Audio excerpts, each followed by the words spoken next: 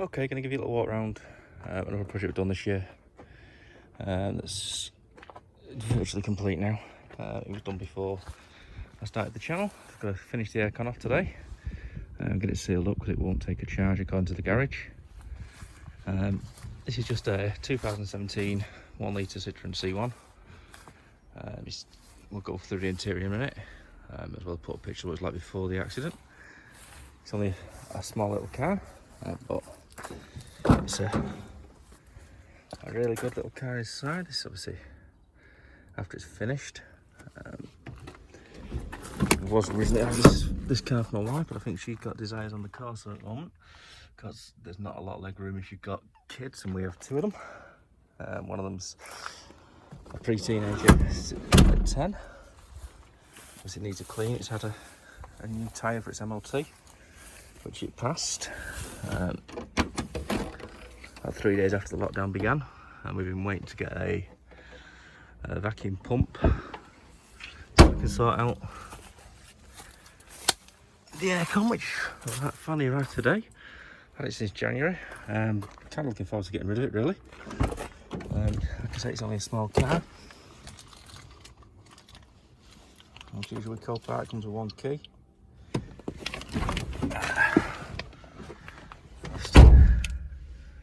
29,000 miles on the clock. Oh, 25,000, sorry, nearly 26,000 miles.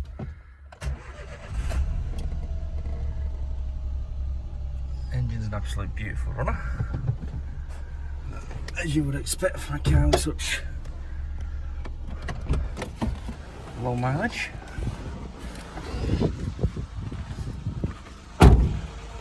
See, let's just a quick walk around. And we're taking the bumper off to try and hopefully find a leaking O-ring. I forget where the thing is. You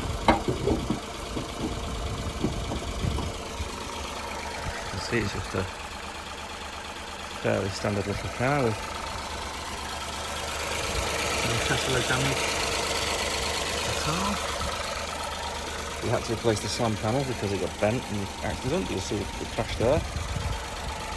And now we're going to crack on with replacing the trying to find the leak. We'll get on with that now. Okay, so we've replaced the aircon seals.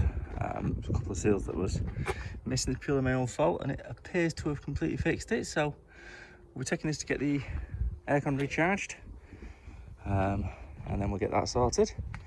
Now, I don't know why the paint's peeling here, but I'll get that touched up before I put it all back together again. Then actually see how this car will be when I do a final price breakdown of what it cost, and we'll get this up for sale and sold now. Thank you. Bye. Okay, so today we're going to go through the Citroen C1 rebuild, and this was all started before we started the channel, so there's no video of it as it arrived, and it's just the Copart pictures and any other picture I can find that I took along the way. So as you can see on the car, looking at this picture, the airbag's gone. The front end's been pretty caved in with a bit of damage on the offside front wing. What you can't see in this is that the other headlight had been smashed at the back, even though it looks fine. The bumper crossbar had also been bent back quite badly, and it needed quite a bit of work. The rear of it was absolutely fine, both sides, although there was some damage to this tyre needed for the MOT. When I looked at the tyre at the MOT station, unfortunately, which I spotted earlier, it had a gouge in it which looked like a forklift mark. So surprise, surprise, with these cars, but that's one of the little surprises. If you look in the interior, it obviously needed a full dash kit. What the pictures don't show is that underneath here it was filled with rubbish right the way to this height. It took 3 or 4 bin bags full to empty the car completely of all the previous owner's rubbish, including his personal ID, which we obviously destroyed appropriately. The back seats, they didn't show anything down there because that was absolutely ram-packed full. Again, it needed airbags, curtain airbags, bonnet, bumper, most of the plastic trims at the front. But the benefit was it's only done 25,000 miles. We put a few miles on it.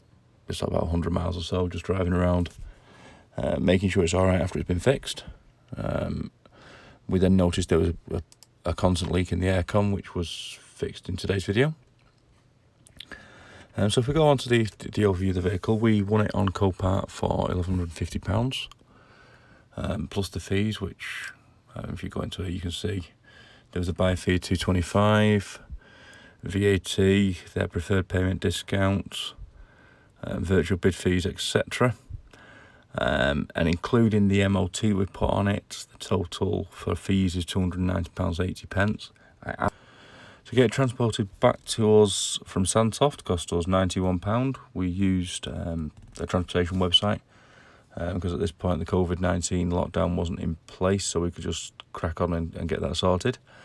When we looked over the car, we like to split things into what we plan to buy and what we don't plan to buy, so we know for next time how much of a contingency we need to leave.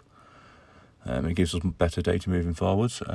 We needed bonnet catch, bonnet crash foam, a driver's airbag. We actually bought 2 bonnet catches for it and one got refunded. We needed the driver's airbag because we were getting an airbag kit, but it was for a Peugeot. Obviously the Peugeot 180 is the same car, it just has a different logo on the airbag, so we got the right airbag to make it all match. We need obviously a front bumper, a headlight, offsides we thought. We needed about 15 quid for paintwork, just as a rattle can. A set of bonnet hinges, a bonnet, the slam panel plastics, and various little clips is what we planned for. This car was actually a lot more damage behind the bumper, and we learnt a major lesson on this one. It needed a new cat, little bits like number plate sticky pads, new front number plate because it was actually cracked even though the pictures don't show it. Rear wiper blade was needed for an advice on the MOT. Obviously new number plate, we had a new tyre put on. The aircon rear gas is on here but it's not been charged as yet. We needed some bumper mount plastic trims, which £40 because you can only buy them from the pair from Citroen. That one stung more than I was expecting. We also needed an airbag squib ring because that got shattered. A brake light switch because I damaged it when I had to replace the column because the steering wheel had bent in such a way that it would not come off in any way, shape or form, so I had to drill the centre out just to get the steering wheel off. Basically it took me best part of 2 nights to get the steering wheel off. So you've obviously got the ignition shear bolt because that keeps the ignition module secure. Steering column. Then we also needed a front panel. The steering wheel needed replacing because that got bent, and when you looked at the 2 steering wheels side by side, it was about half an inch bend it took, which was shocking when you looked at it. It also needed the front crash bar, which we didn't spot. We thought with the plastic being, I'll get the picture up. We thought with these pictures, plastic being quite far out, it'd be okay, but in fact it was actually bent like a banana, and got hit so far back it went into the cat converter. Then we needed the 2 aircon pipes that go right near the cat converter because they were the same shape as the cat converter, and the 3rd main aircon pipe as well. This is where the issue comes from. When putting it together, I missed out on a couple of O-rings, hence today's video. We also needed a headlight for the near side, and a full rad pack, which based on the pictures it didn't look like it needed.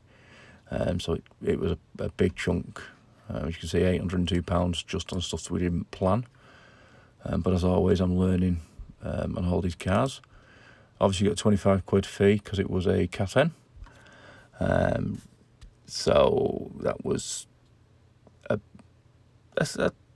plan for really, but I'd rather not have paid that if I could have got away with it. What we also do with our things like consumables, like our little bolts and what have you, that we have in stock. We just basically put a percentage in the system of what gets bought, and then the car, when it gets marked as complete, takes a percentage of what we've got in stock. The same for tools. So in the case of this, we had to buy quite a number of tools. Like I need an upgraded scanner that you've seen on the Corsa, so I could clear SRS airbag modules and things like that. And there's all various little bits that you're buying. We don't think it's fair that one car takes the brunt for all the new tools, so we put a few bits on there. So for consumables, just 15 quid of nuts and bolts and headlight bulb I think it needed. That it's here and there. Tools, 165 quid because it needed a couple of tools. We got a steering wheel extractor, and we were trying to get rid of that steering wheel, which I was talked about before, but that didn't work, that snapped. But obviously we still had to buy it, and with the scanner and various other tools we were getting around that time to get the cars sorted, because this was sort of the second car that I did. And onto paints, we bought some red base coat to respray the bumper that we originally bought, which was green. Unfortunately, when that bumper turned up, it was far worse condition than was said, and so we bought another one, which luckily we found was red. And then also we bought a spray can of base coat as well, just to touch up anything that was needed. So that was all. So in total, if we go back to the overview, you can see the purchase price, the fees, it all adds up very quickly. Ignore the actual sale price because that shouldn't be in there because it's not sold yet. So the total rebuild cost, including a certain amount for tools and paint, so sort of nearly £220-ish, is 3,750. We anticipate in the current market we'll probably get about 4 to 4.5 if we're lucky, so we should see a little profit from it, but we have run it around a little and had some use out of it as well over the past couple of months. So overall it's been quite a good project, and we're glad we got it sorted. And if you like the video, please like and subscribe. If you've got any comments on future cars you'd like to see us do, because this one will be up for sale very shortly. And as soon as it goes, we'll be looking for another project. That'll probably be about 3 weeks behind because the Corsa, just give you a quick update on that. We've had consistent rain, but the bumper's finished, ready for painting. The wings have been sanded down. I've got all this on video. The bonnet's been sanded down, and we're just waiting for the weather to break, and then we'll get the Corsa panels all sorted and that final assembly done. Unfortunately, the reason for no video last week was purely the weather. And it's not really a good video for you just to have a full video just watching me sanding. So that'll come in the next video. Thanks for watching, and just like to say a quick thank you to the 104 subscribers as I record this. I'm over the moon with that. I never thought I'd get that many subscribers. So if you do like this video, please like and subscribe, and there'll be more coming in the future on both salvage rebuilds and older, more historic project cars that will be longer term projects, as you've seen with the Sierra. Okay, thank you very much.